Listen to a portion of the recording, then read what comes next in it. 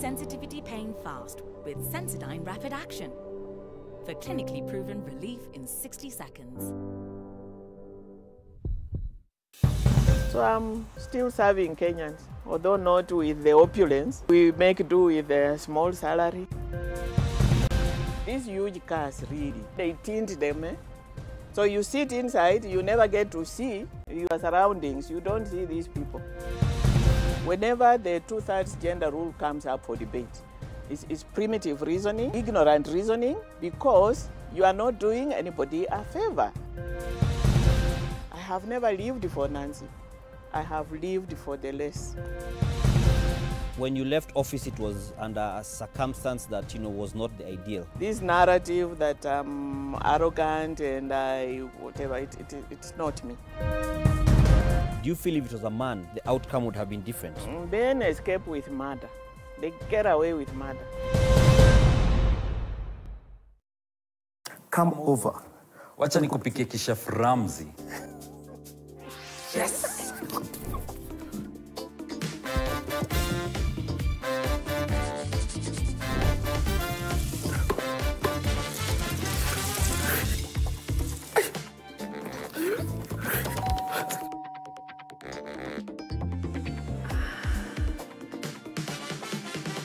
Rina vegetable oil stays liquid to the last drop, so it's smooth cooking from start to finish.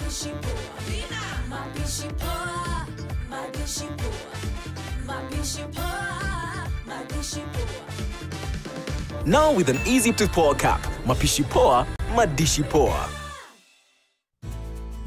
The county government of Kajiado, with the approval of His Excellency Joseph Olelenku, would like to notify all landowners in Kajiado County to take advantage of the ongoing 100% waiver on outstanding land rates penalties, which will end on 15 September 2020. The county government will institute the necessary measures to recover all unpaid rates and penalties. Payments should be made through the respective sub-county offices or through a banker's check or direct transfers.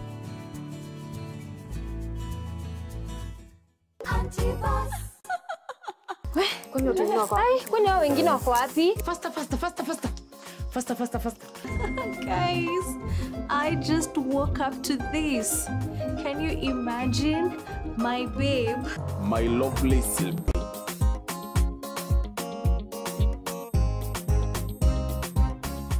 The Maldives is not that far from Nairobi, so it's just a matter actually of...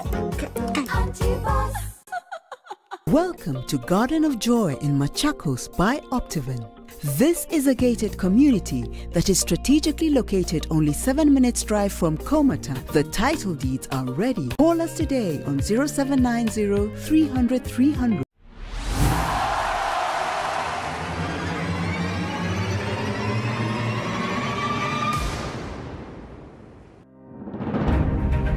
The state of the capital markets in Kenya.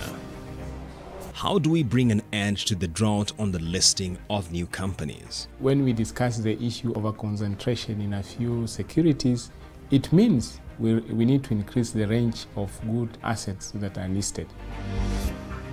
On the bloodlines drawn by the COVID-19 pandemic. Whereas the question of is it cautionary or profit is very genuine, for us it's like, yes, you already are aware our operations have been affected, but this is what we are doing. In the next edition of Business Redefined, we speak to the Acting Chief Executive Officer of the Capital Markets Authority, Wycliffe Shamia, to take a deep dive into the state of the capital markets. Sona moja imetengenezwa kwa njia spesheli ili kupambana na maumivu kwa haraka. Sona moja ina aspirin kama kiungo. Sona moja, kitulizo kamili. Maumivu yakizidi, pata ushauri wa daktari.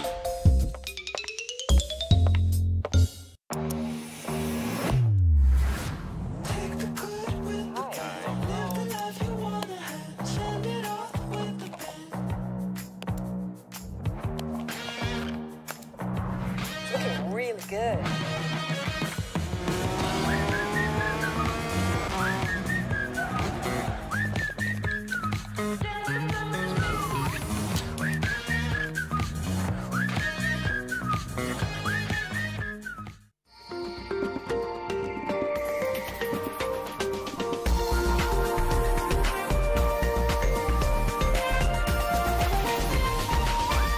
This is NTV.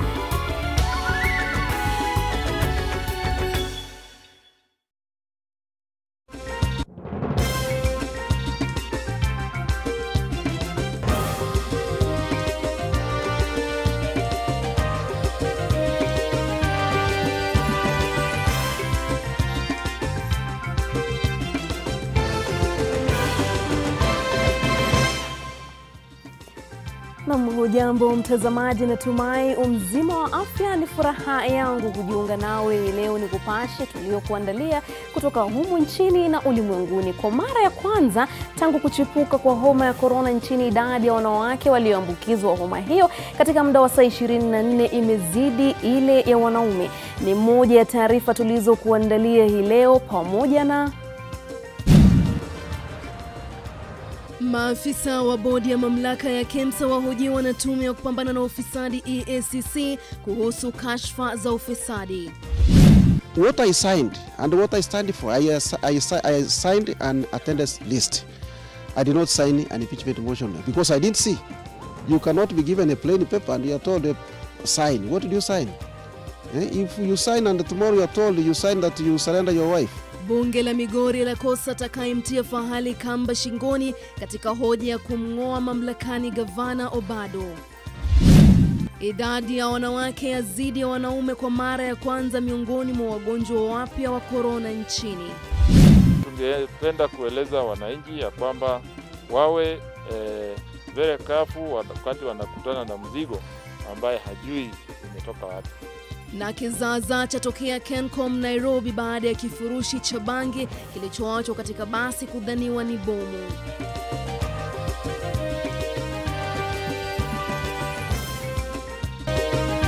Mbashara kutoka jumba la Nation.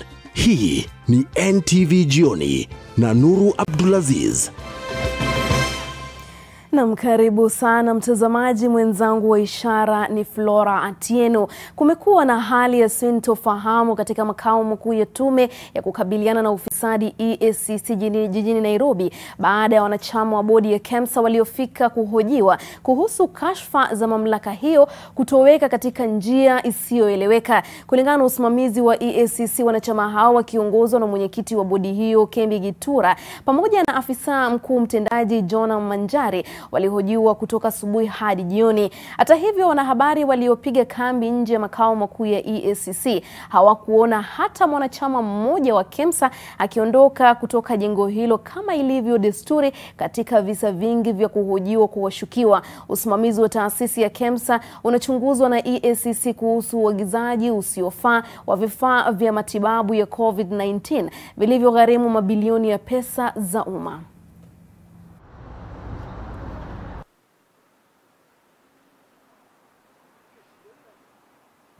Na mtazamaji, mwanahabari wetu Seth Olale atatuletea taarifa hiyo kamilifu katika habari zetu za saa 3. Kwa hivyo mtazamaji, tusubiri, tulia papo hapo, usiende mbali. Na tukiendelea na taarifa zetu, kikao cha bunge la Migori cha kuanzisha mchakato wa kumng'atua mamlakani gavana Okoth Obado kimeahirishwa leo baada ya hoja ya kumbandua kukosa kuwasilishwa bungeni. Kulingana na kiongozi walio wengi katika bunge hilo, huenda wakahitaji muda wa wiki 2 kufanikisha mpango huo. Usalama uliimarishwa Migori wakati madiwani walirejelea vikao bungeni mwao baada ya muda mrefu.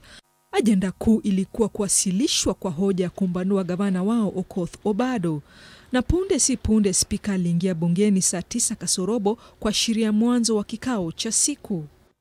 Lakini aliposimama kutoa taarifa ya ufunguzi wa kikao, aliwashangaza madiwani pale alitangaza kuhairishwa kwa kikao, akidai kwamba kanuni za kuzuia maambukizi ya corona hazikuwa zimezingatiwa.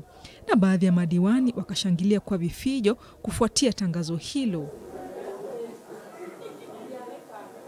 put our heads together so that we see the modalities, because perhaps when we came back to the house, they all wanted to be together. But as a speaker, I could not allow that. Lakini spika alitumia fursa hiyo kupuuzilia mbali madai kwamba amri yake ilikuwa njia mojawapo za kuachachiza mpango wa ODM kuanzisha mchakato wa kumpandua gavana wa Migori Okoth Obado. I don't think any of our member is threatened in any way. I have not heard about it. I have not. Naturally, they will tell me. What I signed and what I stand for, I signed an attendance list.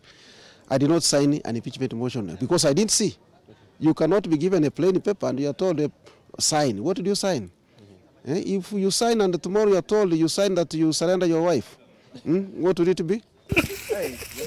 Mwenyekiti wa ODM John Mbadi alikuwa amewataka madiwani hao kuanzisha mchakato wa kumng'atua mamlakani gavana Obado kufuatia kesi ya ufisadi dhidi yake. If Obado has not been very good supporter, or Obado has not been in your good books, why don't you, particularly you who preaches BBI, why don't you now seize this particular opportunity to bridge the gap that has been existing between you and Obado, so that we all move forward? Sasa kuna mgawanyiko baina ya madiwani, huku baadhi wakipinga mpango wa ODM kumng'atua gavana wao, na haijabainika atakayewasilisha hoja hiyo mbele ya bunge la kaunti. Ruzongoi, NTV. Na gavana wa Tharaka Nithi Muthomi Njuki atasalia korokoroni hadi kesho, wakati uamuzi wa iwapo ataachiliwa kwa dhamana au la utakapotolewa. Njuki na wengine 15 wanakabiliwa na mashtaka ya madai ya ulaghai katika zabuni ya uzoaji taka ya shilingi milioni 34.7. Jen Ngoiri ana maelezo zaidi. Wakiwa mbele hakimu Douglas Agoti mahakamani Milimani, gavana Muthomi Njuki na washukiwa wengine walikana mashtaka 16 yaliyohusu madai ya ubadhirifu wa shilingi milioni 34.7 za uzoaji taka.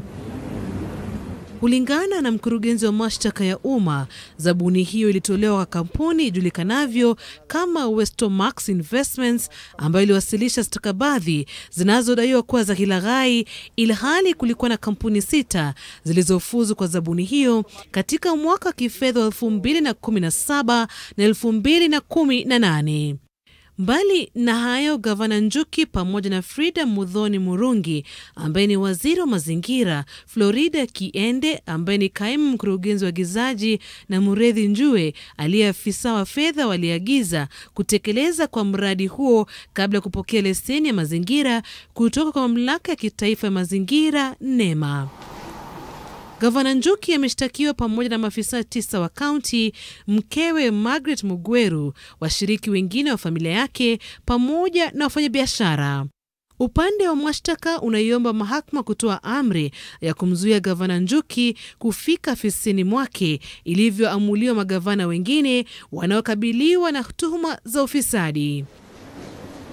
Hakimu Ogoti alikataa ombi la wakili wa gavana Njuki, Paul Nyamodi, la kutaka mteja wake aachiliwe kwa dhamana hii leo.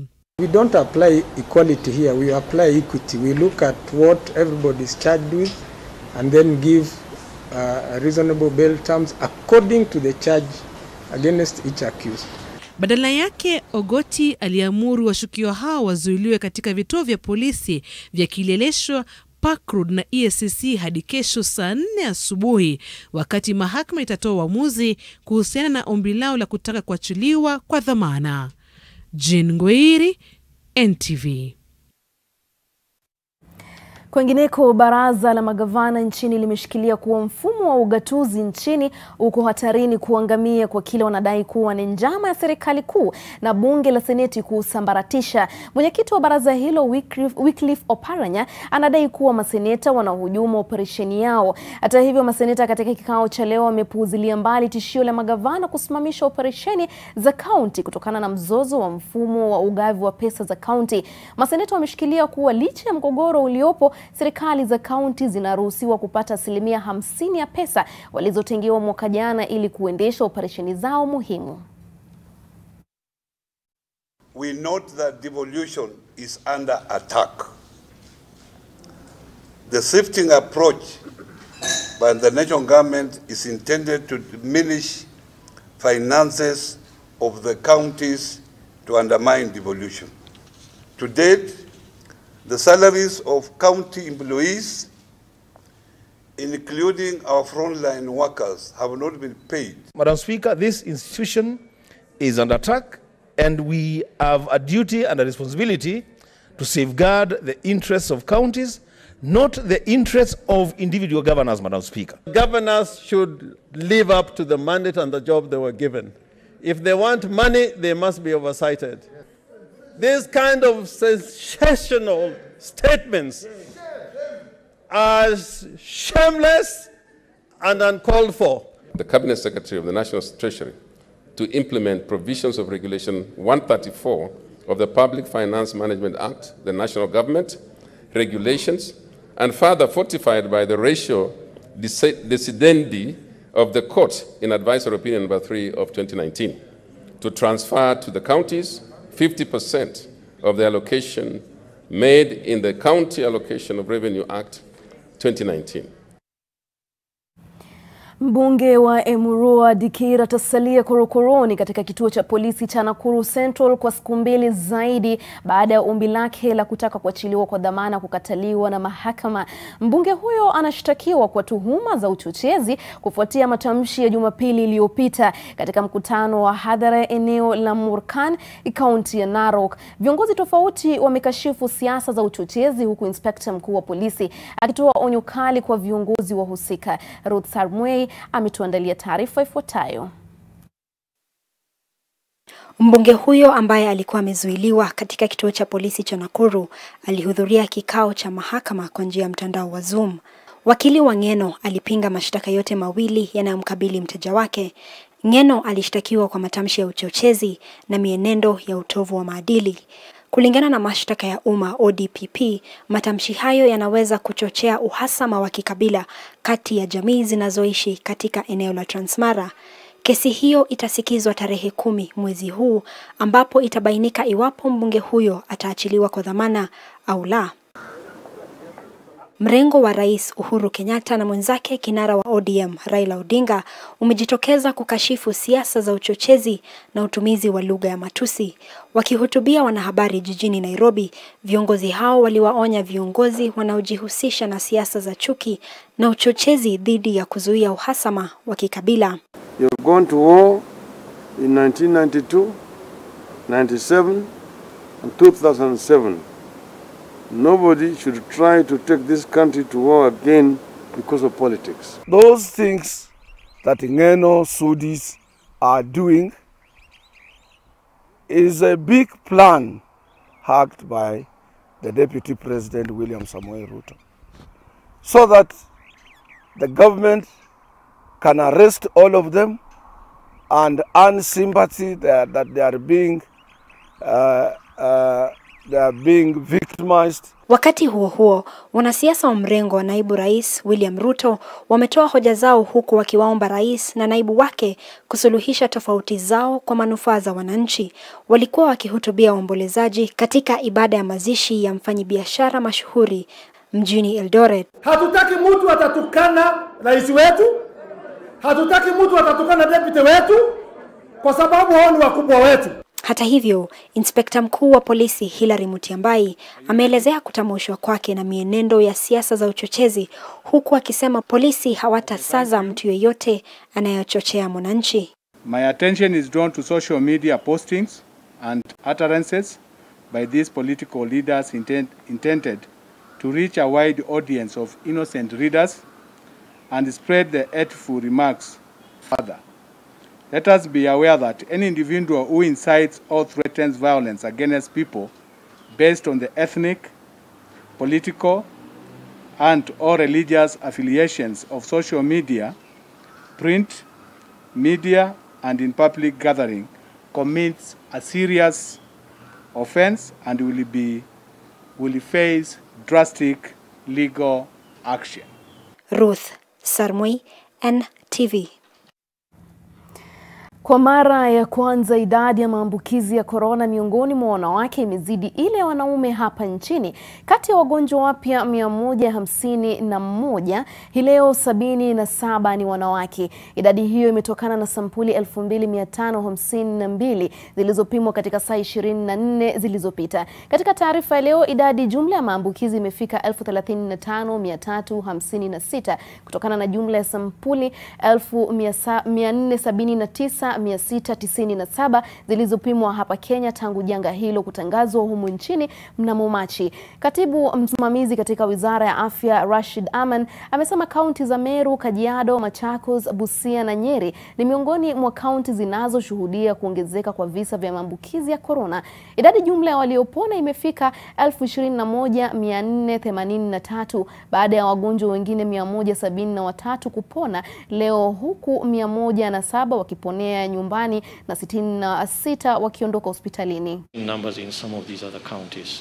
In due time, these counties will also be able to manage those numbers. As soon as when we see numbers begin to rise in any particular area, that area draws particular attention again in terms of being able to enhance the level of monitoring through testing for those areas so that we can follow it very carefully. Na mtazamaji, taarifa hiyo inatupeleka mapumzikoni. Nitarejea na taarifa zaidi.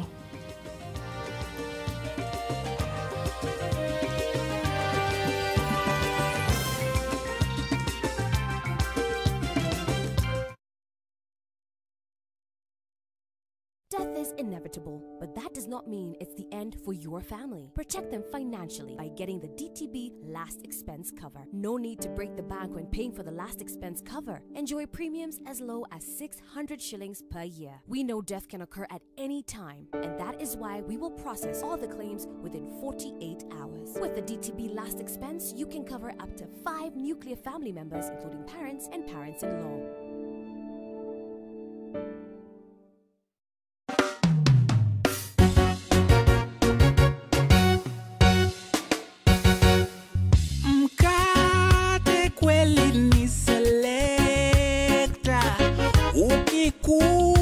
Kwanza na kachai, tunasema mkate gani tamu zaidi, wenye afya tele tena to zaidi, bei yake bado ni ile ile nafuu, na unapatikana karibu na wewe. Selecta.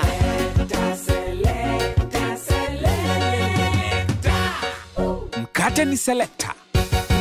And now, Selecta comes with free Zesta jam for a limited period of time. So vile nasema, wacha nikubatie statistics. Niko na gamia 1,500. Tunakuwa drapo gamia na kuwa 6,000. 2,000 natengeneza leather, natengeneza viatu, wallet, kibeti, nauza hapa, na batia wewe 50%.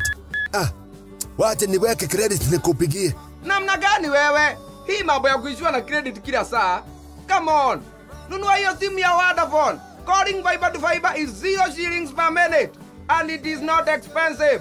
Only 2,999 Kenya shillings. Alo hali wa. Hata fadhali hiyo credit ikae ninunue simu basi. Faibika leo na Vodafone for only 2,999 Kenya shillings. It will always be free to call fiber to fiber.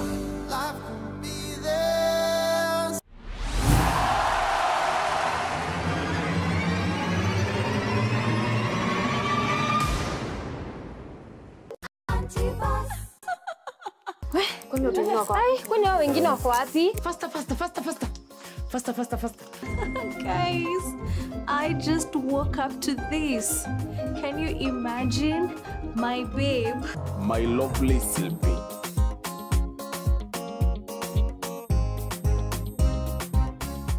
The Maldives is not that far from Nairobi, so it's just a matter actually of... Welcome to Garden of Joy in Machakos by Optivan. This is a gated community that is strategically located only 7 minutes drive from Komata. The title deeds are ready. Call us today on 0790 300 300.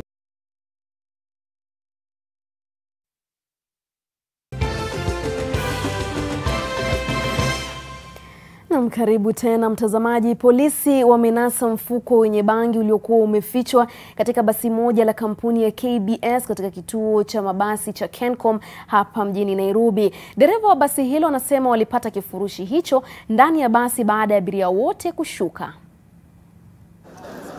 Ni tukio lililowavutia wengi katika eneo la Kencom, huku magari ya polisi yakiwa yameziba barabara.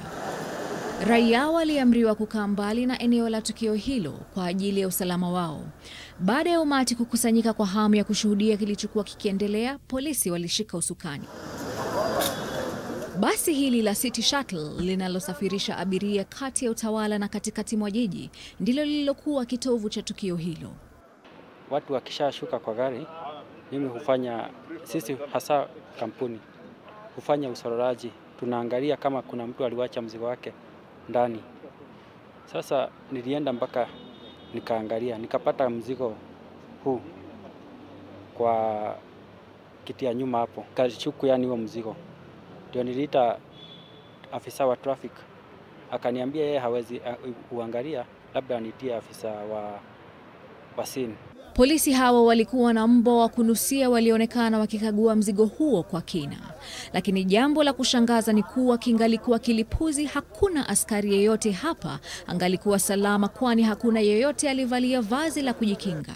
Ilibidi tuanze kuitana mpaka askari yetu ya umbwa, tukaleta umbwa wakati imekuja tukakata tukakuta ni sawdust imejazwa ikiwa na bangi kidogo ndani. Tungependa kueleza wananchi ya kwamba wawe very careful wakati wanakutana na mzigo ambaye hajui imetoka wapi. Baada ya kipindi kirefu cha kupekua mzigo huo, polisi walifanikiwa kubaini kwamba kilikuwa kifurushi cha msokoto wa bangi. Sasa wananchi wamehimizwa kumakinika matukio ya aina hiyo, kwani haijabainika aliyeacha mzigo huo na alikuwa na njama gani. Helen Aura, NTV. Aliyekuwa naibu jaji mkuu Nancy Baraza anasema licha ya kuwa hayumo serikalini tena, anaendelea kuhudumia Wakenya kupitia mipango tofauti ya kazi zake. Baraza ambaye aliondolewa katika wadhifa wa naibu jaji mkuu kufuatia tukio tata ambapo alidaiwa kumjeruhi mlinzi mmoja, alihojiwa na mwanahabari wetu Dan Mwangi. The constitutional moment came in 2010. Let's implement that constitution. We don't have a constitutional moment here. We don't. Which one is it? And what about when we have, say, the executive disobeying court orders? If we want a country where rule of law is the norm, then we have to obey court orders. And if we disregard the courts, then certainly we are walking down a path of anarchy. You had the incident at a shopping mall. Given a chance, would you do things different? That wasn't the way I do things. All right? Just something, a mishap happened. Do you feel if it was a man, the outcome would have been different? Men escape with murder. They get away with murder, literally, in this country. But a woman, oh no. If, say, today you are appointed Deputy Chief Justice of Kenya, would you take up the job? No. Why? I struggled so hard to get that job. Okay? I don't want to be given anything. And I have told you the only job that I'll go for will be the presidency. If one day I decide to go for a public job. 2022, will we see Nancy for president? No, not 2022. Mm. I'm still thinking about it. Another 10 years. So 2032 maybe, not 27? No, 2032, God willing. Na mtazamaji, kwa mahojiano hayo kikamilifu ungana na Dan Mwangi katika taarifa yetu saa 3 NTV Tonight leo usiku. Mtazamaji, tunaenda mapumzikoni, lakini kabla ya hapo Charles Shikuku anasema Mkenya anakosa chakula hata mara moja kwa siku usiku, lakini kuna wale ambao wanaiba mamilioni ya pesa, anasema washikwe. Naye Mjige wa Lois anasema ule ufisadi uko Kenya ni kama umekita mizizi. Na mwisho kabisa Willy Bill anasema ukabila unaanza na viongozi. Wanjiku hajui ukabila, ana matatizo mengi. Tulia papo hapo mtazamaji, na tunarejea na taarifa zaidi.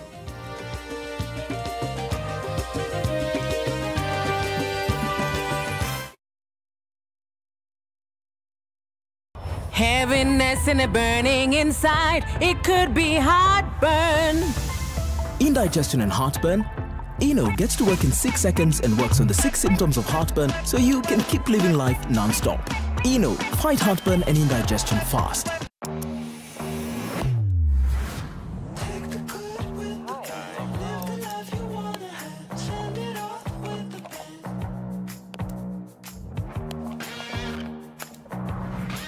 Really good.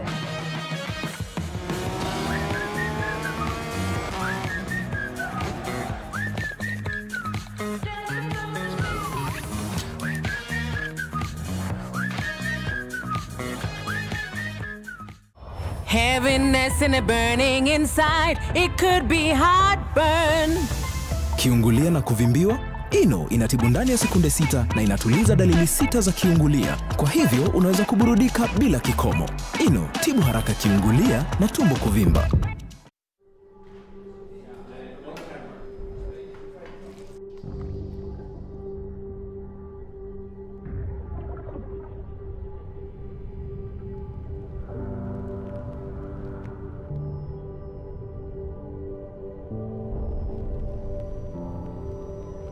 Beat sensitivity pain fast with Sensodyne Rapid Action for clinically proven relief in 60 seconds.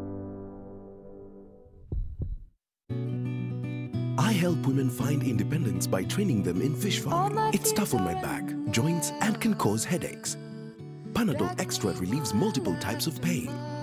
Panadol Extra, now with new Optizorb technology, to fight multiple tough pains with 3 times more pain-relieving medicine in the first 30 minutes when you need it most. Seeing them support themselves makes any pain worth it. If symptoms persist, seek medical advice. We ready? Let's go. Across Africa, in homes, towns and cities, men, women and children will stop, united by football. It's the world's game. Glorious! Oh, this is out of this world! Stay connected to DSTV to watch the world's best football.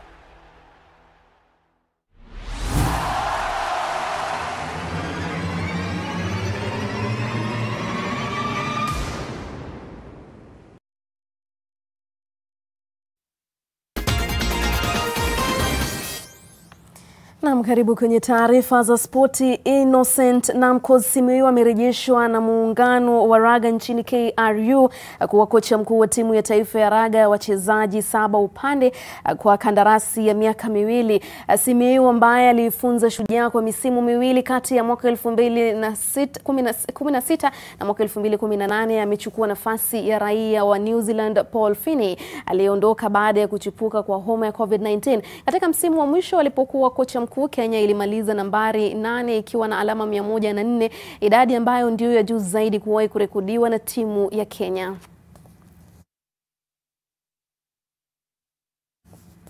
Mechi kadhaa za ligi ya mataifa ya Europa zinaendelea hivi sasa, huku mabingwa wa dunia Ufaransa wakipambana na Croatia katika mechi inayoibua kumbukumbu za finali ya kombe la dunia mwaka 2018, ilhali Ureno iko ugenini Sweden. Awali Nicolo Barella aliimarisha nafasi ya Italia ya kutoshindwa kwa miaka 2 alipofunga bao pekee katika ushindi.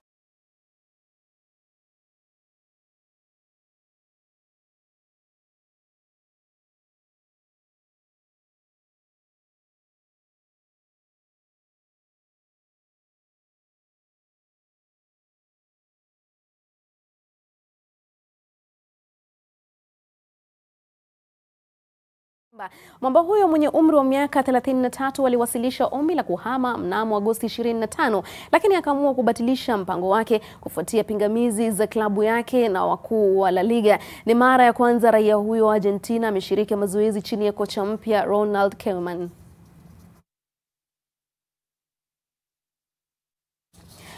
Na mtazamaji, kumbuka kwamba katika gazeti lako la Taifa Leo hapo kesho, kwa mara nyingine Kenya imo kwenye hatari ya kutumbukia kwenye machafuko ya kisiasa kutokana na siasa chafu zinazoendelea, na baadhi ya viongozi wanasiasa na viongozi wa matabaka mbalimbali wamejitokeza kuonya wenzao dhidi ya uchochezi na matusi, hasa baada ya wandani wa Ruto kuonekana kumdhalilisha mamake Rais Mama Ngina.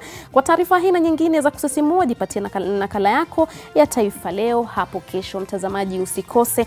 Na ni hayo tu kwenye taarifa zetu za NTV jioni. Shukrani sana kwa wote waliofanikisha taarifa hizi, kwa wote waliotazama na kwa wote waliotoa maoni yao. Shukrani sana. Naitwa Nuru AbdulAziz, mwenzangu wa ishara ni Flora Atieno.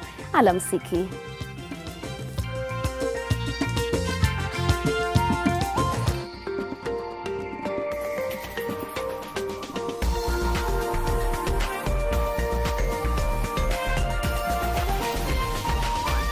This is NTV.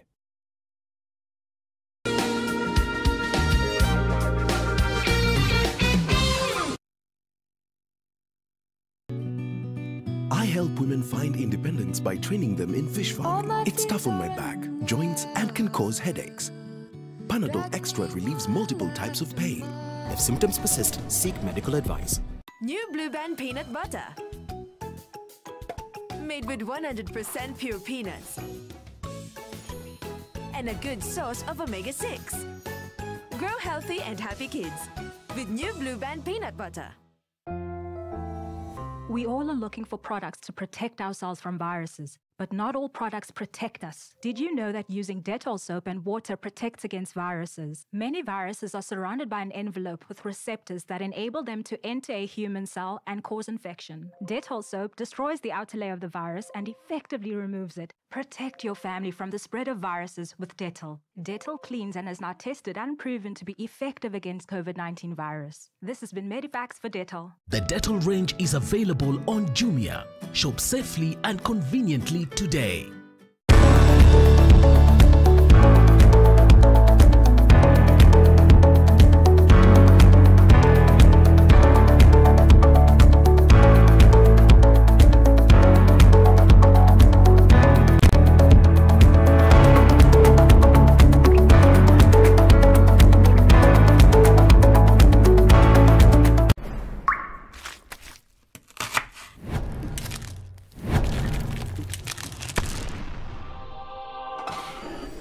Guy, unajua ukikula supu moja utakuwa na superpowers? Let me try.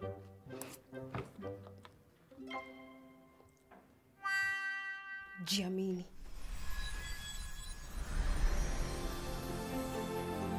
Wow.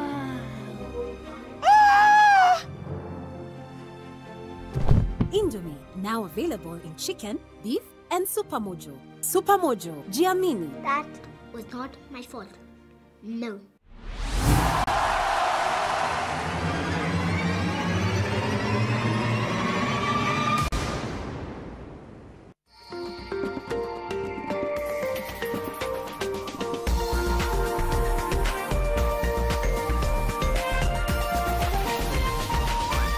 This is NTV.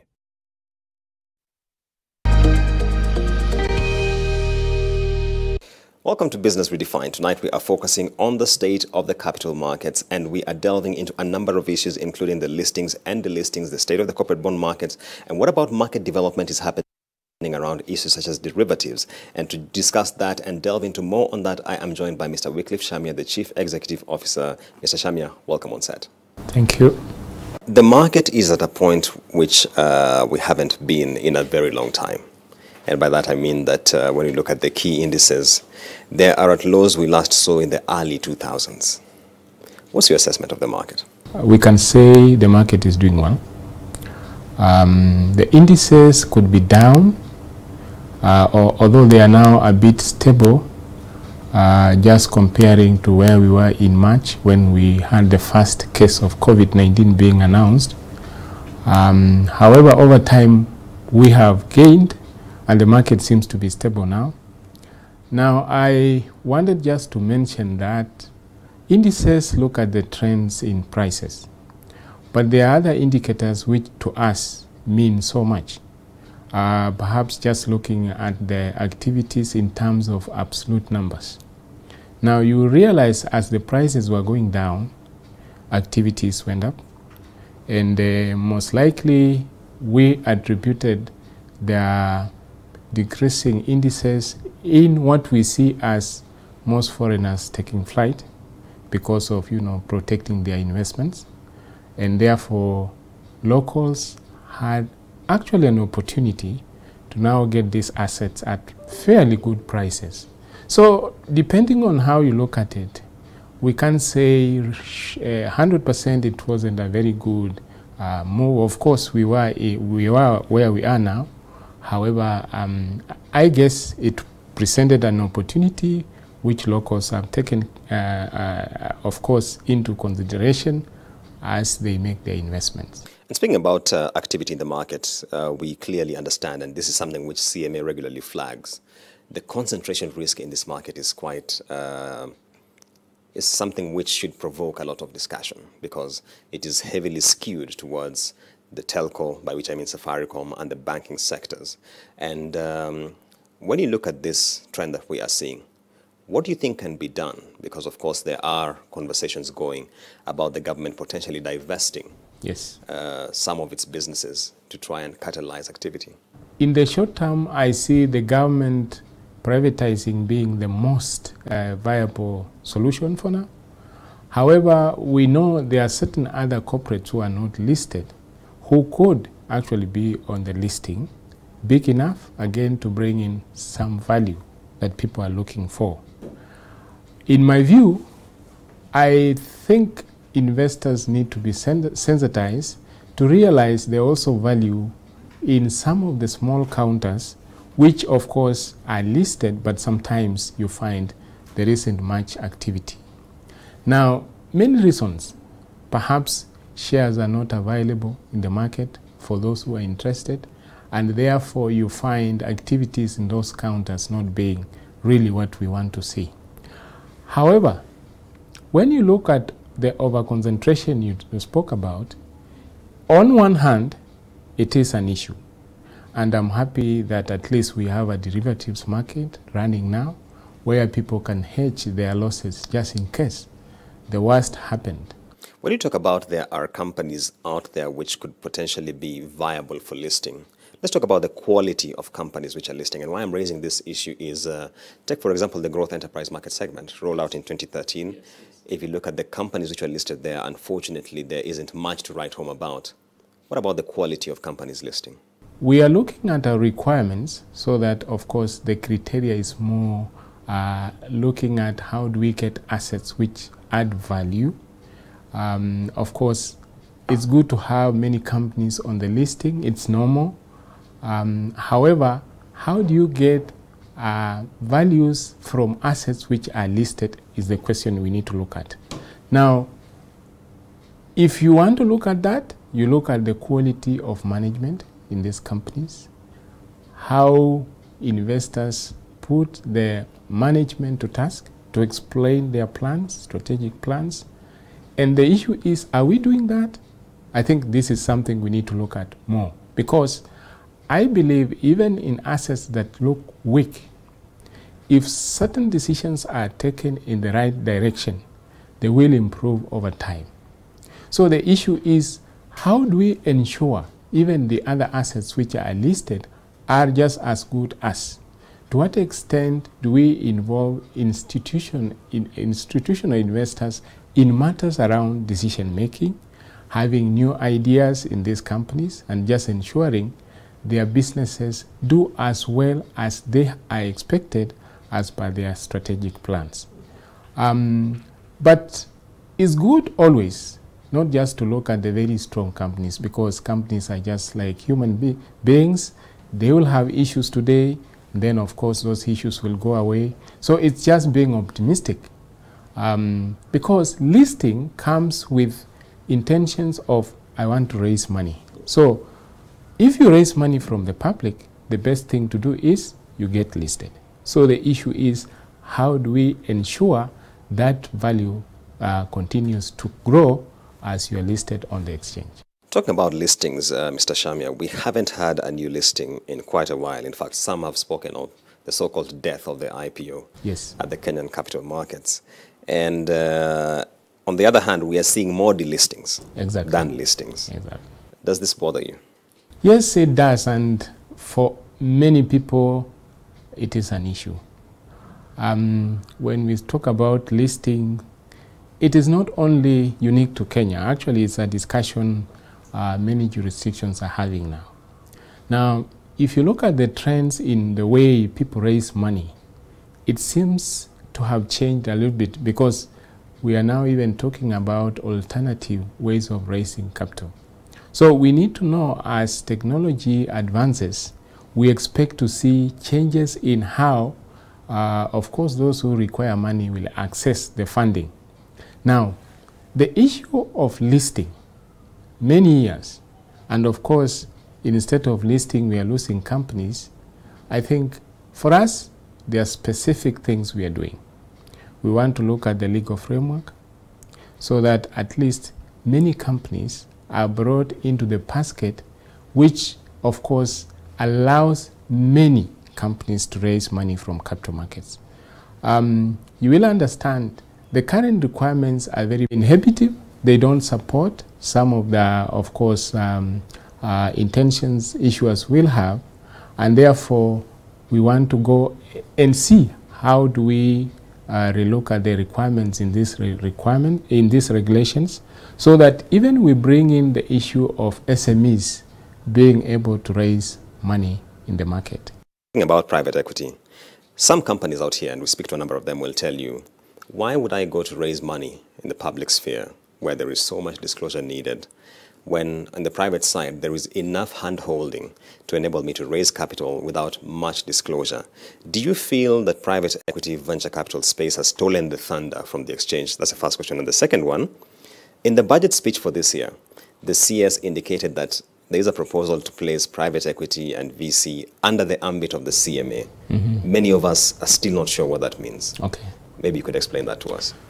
Wow, very good questions, because the issue of IPs, private equity funds, may be working against the normal traditional ways of raising funds. And from what we have seen, actually, if you look at what the PE funds require of these companies that want to benefit from their funds, equally, there is a bit of disclosure to these equity funds as investors. There are specific procedures, measures that a company seeking equity funds, private equity funds, will have to go through for them to satisfy the PE firm that, of course, they will be able to benefit if they invested in these companies. Now, whether we can say equity funds have actually brought down what we see as IPOs and additional issuances in the past is really like how you look at it, because even before, equities used to go through the listing to get some of the investments into their books. But now it's more of like they will approach certain assets where they have interests. Now, there is a balance there in terms of, do I want to be a quality asset listed and therefore in a group of so many companies that are high quality that people can look at openly, because then you find coming in, going out is very easy? Or do you go for an equity fund, you get funding, but you are restricted in some way in what you can do? Now, on the second question, where you say CMA was supposed to, of course, regulate and oversight PE funds and venture capitals, yes, of course, this is in the Finance Act now. And it comes from the point of how equity funds can raise capital. sometimes they access funds from the public in some form, and therefore there is need for there to be some kind of like accountability in the way the funds are being used and applied. So, just to be sure I'm getting you right, because a lot of the PE capital in this market is foreign capital, to be honest. And the question then becomes, what are you regulating in foreign capital? In a market that is predominantly foreign capital led, and then beyond that, is it a measure to try and push for exits via the market, by which I mean the Nairobi Securities Exchange? Exactly. Because potentially that could be it. No, by the way, I agree with you. In the past, we've seen most of the PEs come in with their foreign funds, but quite a number are also raising funds locally. In fact, for me, it's a mix. There are those who are foreign funded mainly, and of course, if they will be mainly foreign funded, then the oversight won't be so much heavy on them. We'll be looking mainly at those who are sourcing funds locally and especially from the public. And on the issue of then, is the interest to get them to list so that they can exit through the exchange? A discussion around there, that is not the intention really. The intention is just to ensure if they are raising money within the local markets, those who are actually participating in the issuances are protected, and of course there is order as they do that within the local market. All right. And that point by Wycliffe Shamia takes us to a short break. We'll be right back with a lot more on this conversation focusing on the capital markets. Stay tuned.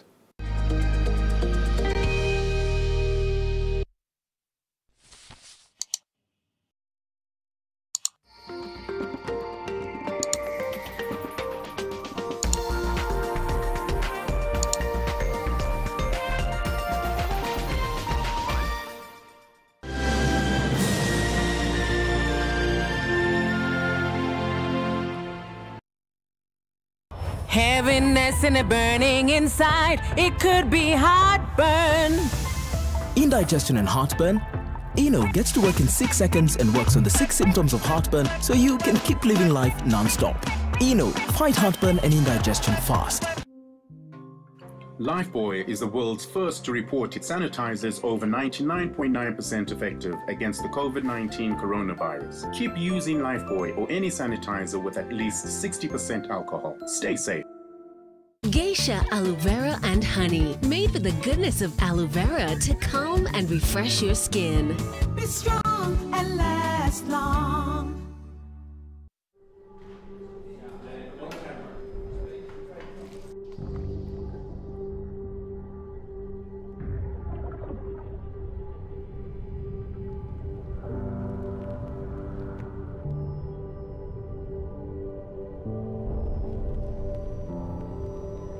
Beat sensitivity pain fast with Sensodyne Rapid Action for clinically proven relief in 60 seconds. Hey guys, so I'm about to head out to meet the girls. As you know, this is the outfit of the day. We're about to go out and we're going to meet the girls.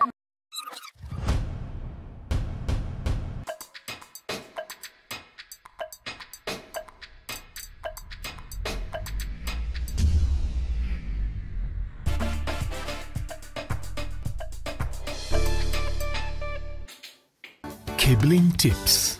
Use cables from a reputable manufacturer made from 99.99% pure copper and the best insulation. Use a certified installer. Scratch to verify and authenticate your cables. We manufacture an extensive range of power cables for applications in domestic and industrial wiring. Our work speaks for itself. Get in touch. Let's talk cables. Kumbuka Wire C Wire. East African Cables. Connecting lives.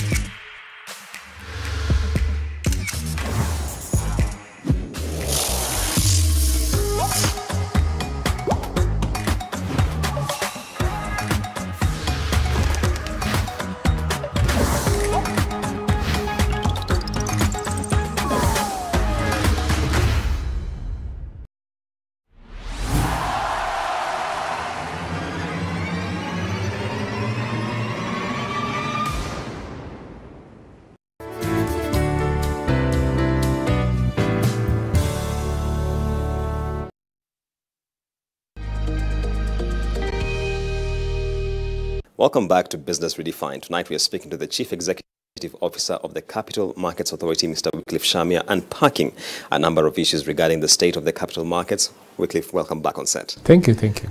And just to pick up from where we left, and I want to delve into the issue of suspended companies, Mumias, and many others, at the River Mining, etc. The list seems to be growing. Some are organic because, for example, KQ is pursuing a renationalization. Others it's because of management issues.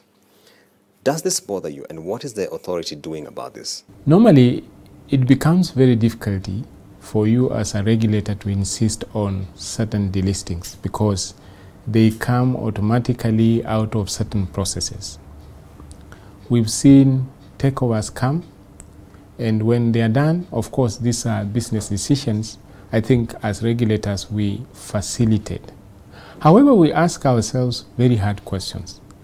As we lose companies that are listed, how do we then increase the range going forward? I think that becomes the issue that we were discussing even earlier, because in a normal market, you expect listings and delistings, especially for good reasons like the ones we are talking about. Now, it is never very good for you to lose a company from the list. So it really bothers us.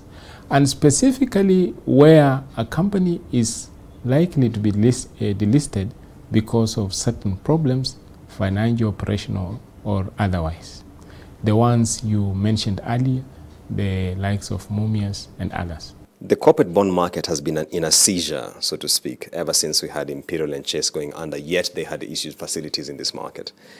And the question becomes, what's the future of Kenya's corporate bond market? Because granted, we have seen Aecon issue a debt facility, but it had to have a guarantee to attract the kind of appetite we saw. And in the event that it is resuscitated, then what sort of yields are we looking at? Because, of course, the risk profiling then becomes a critical question there. We are looking at, if issuance were to take place, how do we ensure investors are protected? Of course, you spoke about guarantees. It may not be the way we want to encourage for everybody. Maybe we need to talk about credit rating being more sought for by investors. And of course, investors having actually some kind of hope and belief that some of these assets are good enough. It's not obvious that, of course, those who have issued bonds may go under. I think it's an issue we must, of course, look at very positively in most cases. What we have done is to speak to most of the institutional investors just to let them, of course, understand. Maybe they need to look at this very differently now, because many years passed, we need to go past what has happened in the past, and they need to have this illustrative kind of effect when these bonds are issued. Let's talk a little bit about market development. Of course, we've seen a rollout of a number of asset classes, as it were, whether it's ETFs, whether it's real estate investment trusts, whether it's derivatives. And my question always is on the uptake. If you look, for example, at the derivatives market, to the best of my knowledge, I could be wrong, institutional investors have not played in that space yet. Does it reflect a failure on CMA and NSE, for example, in terms of courting those who should be swaying the heavy axe in this place? Because a lot of retail activity, but not really punching within the weight that was expected, then gives a wrong impression on this asset class. Derivatives markets take time to take shape. They seem to be new classes of, products in the world like where we are now. But I think what is important is what we are doing, just to look at what is causing the low appetite for these, of course, products. We are in the process of looking at the market and, of course, finding out, maybe from feedback, what needs to be done so that there is uptake of these products. But the obvious question we have seen was the contracts which are listed. Of course, you realize most of them are either single stocks or index. Most people really looked for derivatives around, of course, liquid assets, cash and related, which aren't yet on the exchange because of some of the cautious steps we are taking, just to ensure that they are not misused to influence the way we are doing our monetary policy, just to ensure that we are actually on top of what is required to be done. There has been the conversation, which we did mention earlier, that potentially the government should be divesting its stake in some entities to try and ramp up the activity in the market. Two questions here. One, don't you see this taking us back to the episode where between 2006 and 2012 we saw a wave of new listings because, of course, the government was privatizing a number of entities. Then we see a decline again. And aren't you bothered? Because when you look at the incidences of privatization from the state in this country, apart from Safaricom and KCB, you're talking about KQ, you're talking about Mumias, you're talking about National Bank, and entities which haven't performed so well in the market. Do you feel there's enough market confidence around this kind of route to listing? For me, I think already the market is asking for this, because you see, when we discuss the issue of over-concentration in a few securities, it means we need to increase the range of good assets that are listed. Now, whether the trend you have just mentioned will take shape, I think it is a futuristic kind of happening, which we will want to see as and when we get there. However, I think for now really, for us to stay as activities in the market, I think people will always see government privatization to have very positive impact on even the private sector, then coming back to market and, of course, raising funds. How are we doing from a market conduct perspective in terms of just oversight and ensuring there are no incidences of insider trading, etc.? How are we on that front? Very robust systems in place now. I will tell you many layers. Of course, the CMA has its own functions around surveillance, compliance. The exchange has their own programs also, and we work hand in hand. And therefore, we are able to see the market as it happens every day during the trading hours. And we have access to a lot of information, even when the markets close. And my final question, and an issue which I've been asked many times, especially in this COVID environment, just for the avoidance of doubt, cautionary statements versus profit warnings, because increasingly we see cautionary statements. Yet when you look at the numbers, you're asking, should this have been a profit warning? Are they synonymous? Is there a provision which has been created to allow a window for giving a cautionary without going too much into detail that it will be below 25%, etc., etc.?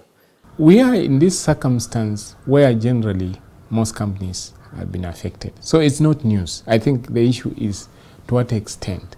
So what we prefer as regulators now is companies disclosing, yes, as you understand, we have been affected by COVID, but this is what we are doing to ensure we are mitigating the likely, of course, negative effects that have been thrown out of COVID. And that point by Wycliffe Shamia takes us to the close of our conversation on Business Redefined tonight. We've been focusing on the capital market, specifically on CMA and its oversight role. Up next is the Markets Report. Markets Review, proudly brought to you by Business Daily. More possibilities.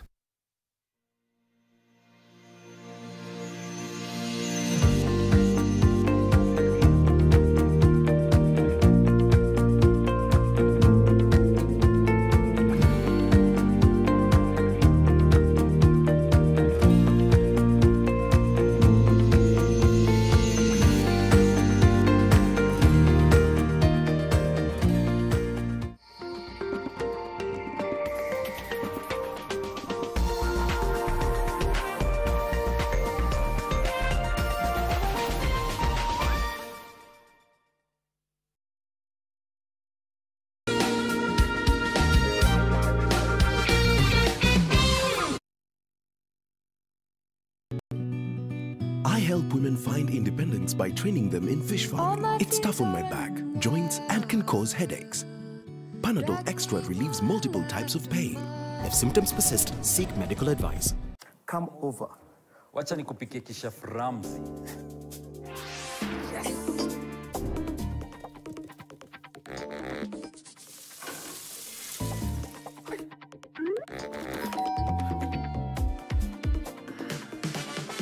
Rena vegetable oil stays liquid to the last drop, so it's smooth cooking from start to finish.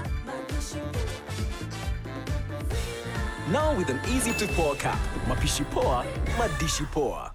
Finding the truth in these uncertain times has become certain. Possibilities for business even more convenient with the Nation e-paper. To enjoy this and more, simply dial *550*1# for Daily Nation and *550*5# for Business Daily on your mobile phone and get 50% discount on the e-paper. Yes, for just 20 shillings each, the truth will find you and more possibilities right where you are. Dial *550*1# for Daily Nation and *550*5# for Business Daily today. Terms and conditions apply. Corona, which we don't know which kind of an animal is this one. People are dying because of hunger. Sasa watu wataanza kukosana. Itakuwa watu waishi itakuwa wengi. I think Kenyans as a whole, it's extremely important that they understand wildlife because this is Kenya's natural heritage. Speaking about alternative source of livelihood, apart from tourism, they got even no idea on what to do next.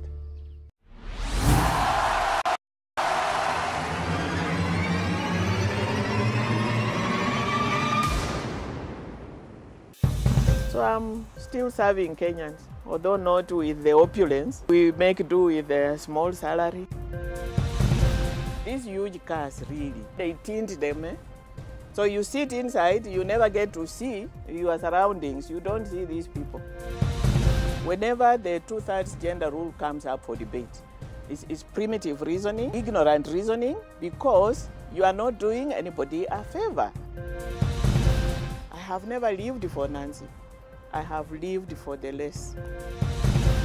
When you left office, it was under a circumstance that, was not the ideal. This narrative that I'm arrogant and whatever, it's not me. Do you feel if it was a man, the